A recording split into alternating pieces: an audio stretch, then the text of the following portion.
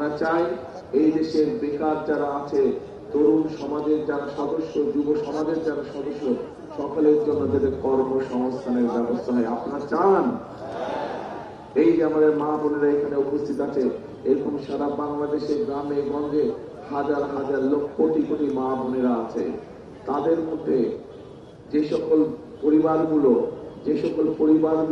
একটু অভাবী, সেই সকল পরিবারের মাদের কাছে আমরা সকলের কাছে কম বেশি দিব, কিন্তু আগে অভাবী পরিবারগুলোকে দিতে হবে। কি দিব?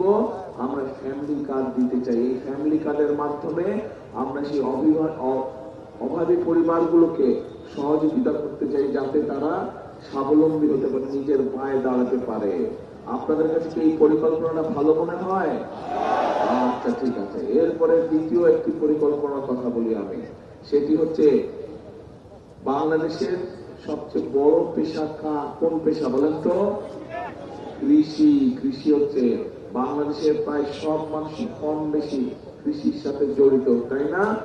ছোট হোক, বড় হোক, মাঝারি হোক, বিভিন্ন রকম কৃষক আছে।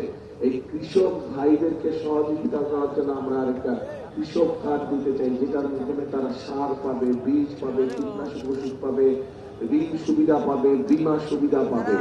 এই কথাটা, এই পরিকল্পনাটা কেমন? আচ্ছা, আসেন এবার।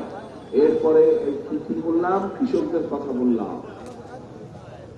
না, মা বোনদের কথা বললাম।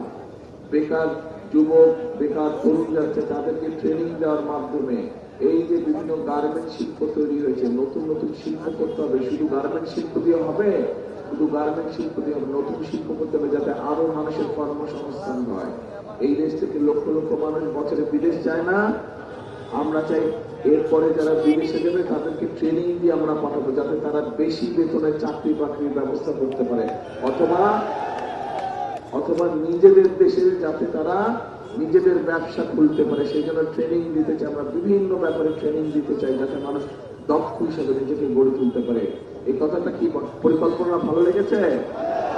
আচ্ছা, এখন প্রিয় ভাই বোনেরা, যদি দেশের অবস্থান নিরাপদ করতে হয়, আপনার ভোটের অধিকারকে যদি প্রতিষ্ঠিত করতে হয়, আপনার কথা বলার অধিকারকে যদি প্রতিষ্ঠিত করতে হয়, মা বোনদেরকে যদি স্বাবলম্বী করে গড়ে তুলতে হয়, কৃষক ভাইদের পাশে যদি দাঁড়াতে হয়, এই সব কাজগুলো করতে হলে তরুণ যুবকদের কর্মসংস্থানের ব্যবস্থা করতে হয়, সেটা দেশি হোক বিদেশি হোক।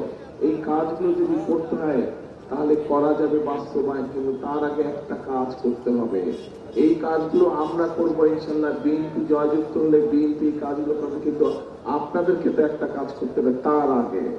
কি কাজ বলেন তো? হ্যাঁ, শুনি না। ভোট দিতে হবে। কোথায় দিতে হবে? কোথায়? ধানের শীষে ভোট দিতে হবে। যদি ধানের শীষে ভোট দেন তাহলেই এই কাজগুলো করতে পারবো আমরা। কিন্তু এই যে ভোট দিবেন 12 তারিখে, এর মধ্যেই তো একটা বাহিনী আছে, একটা গোষ্ঠী আছে, এদের লোকজন এসে নিরীহ মা বোনদের কাছ থেকে এনআইডি নাম্বার নিয়ে যাচ্ছে। খবর পাইছেন এটা?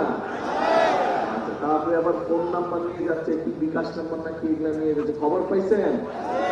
আচ্ছা, তারপরে আবার আমাদের যে প্রবাসী ভাইরা আছে তাদের জন্য যে ব্যালট পেপার পাঠাচ্ছে, সেগুলো আবার তারা দখল করে নিয়েছে। খবর পাইছেন? তাহলে এদের সাথে ওই গত 15 বছর যে ঋষিরাতের নির্বাচন আর ভোট ডাকাতির নির্বাচন, তাহলে পার্থক্য হলো কি? এদের সাথে আর ওদের কোনো পার্থক্য নাই। দুইজন একই গ্রুপের। একজন ষড়যন্ত্র করে আপনাদের ভোট নিতে চায়, আরেকজন তো ডাকাতি করে আপনাদের ভোট নিয়ে গিয়েছে। কাজেই এখন এই ষড়যন্ত্রকারীদের বিরুদ্ধে সজাগ থাকতে হবে।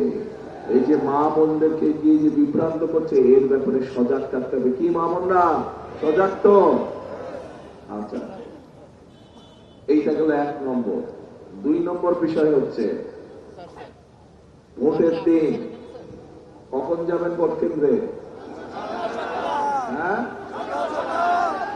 ফজরের